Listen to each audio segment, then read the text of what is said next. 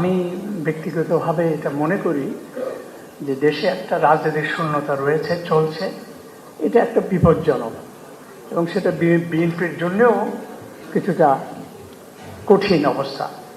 আমি সবসময় ভাবতাম বা এখনো মনে করি যে বিএনপির ভারপ্রাপ্ত চেয়ারম্যানের বেশ একটু আগে যদি আসতে পারতেন, তাহলে এক্ষেত্রে হয়তো বিএনপি এবং দেশের মধ্যে একটা ভালো সুবিধাজনক অবস্থা তৈরি হতে পারত। ওনার অনুপস্থিতিটা কিছুটা আপনাদের জন্য প্রশ্ন তৈরি করেছে, কিছু নানা রকম বিভ্রান্তি তৈরি হওয়ার সুযোগ হয়েছে। সেটা একটা আপনাদের জন্য নেতিবাচক হিসেবে দাঁড়িয়ে গেছে। আর একই সঙ্গে যদি বলি, এই একটা বছর বা 15 মাস ধরেও বিএনপির সকল কর্মকাণ্ড নানা স্তরে, নানাভাবে, নানা ক্ষেত্রে যেভাবে হয়েছে, যতটুকু জানি বা যতটুকু জানি না, সেটুকু কিন্তু বিএনপির জন্য খুব ভালো হয়নি। এই দিকটাও নিশ্চয়ই আপনারা জানেন, নিশ্চয়ই এটার জন্য তারেক রহমান জানেন, এবং সেগুলো এখনও সংশোধন করার, ভালো করার সুযোগ সম্ভাবনা আছে। কারণ আপনাদের দলটা অনেক বড়, বৃহৎ, এবং আমি মনে করি এখন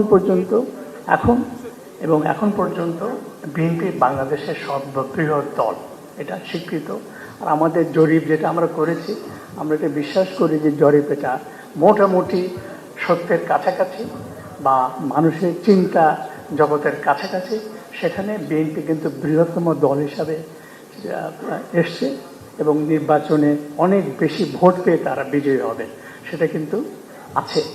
তো আমরা এটা বিশ্বাস করতে চাই, বা এটা হয়তো আমরা এটা ভাবতে পারি যে আপনারা ক্ষমতা আসছেন যে দল, সে দলের নেতৃত্ব, সে দলের সকল পর্যায়ের নেতৃত্ব, কর্মী বাহিনীর সকল কর্মকাণ্ডের মধ্যে সেই আজাদ ভাই যেটা বলল যে বিনয়, যেটা আপনাদের সৌজন্যতা, বলবো যে ভদ্রতা, নেতৃত্বে গৌণ ইত্যাদি কার্যক্রমগুলি অনেক বেশি করে প্রতিভাত হওয়া দরকার। নির্বাচন চাই, নির্বাচন হোক সুষ্ঠু। আমি সবসময় এটা বলে এসেছি এবং আমি সবসময় বলতাম যে যত কিছু হোক না, নির্বাচন হবে। অনেকে সন্দেহ প্রশ্ন করতো, আমি তাদেরকে বলতাম যে আমি কোনো কিছুই সন্দেহ করি না, ভাবি না। কিন্তু এখন আমার মনের মধ্যে একটু মনে মনে প্রশ্ন যাচ্ছে যে সময়টা যাচ্ছে, আগামী দিনগুলি কেমন যাবে, আগামী 2টা মাস কেমন চলবে, বিগত কয়েকদিনের যে ঘটনা তার কি প্রভাব হবে, কতটুকু হবে, এই নির্বাচনটা কতটুকু ভালো হতে পারবে, প্রশ্ন আমার মধ্যে জেগেছে। আর নির্বাচন উত্তর সরকার প্রতিষ্ঠা করলে বিএনপি কেমন করতে পারে সংবাদপত্রের সঙ্গে।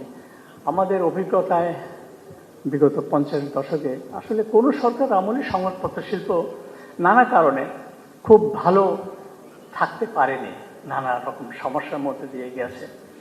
তার মধ্যে আমি পার্থক্য করতে চাই, বিগত 15-16 বছর বিগত স্বৈরাচারী সরকার আমলে সবচেয়ে বেশি নিপীড়ন, চাপ, ভয়, ভীতির মধ্যে দিয়ে সংবাদপত্রকে যেতে হয়েছে, আমাদেরকেও যেতে হয়েছে।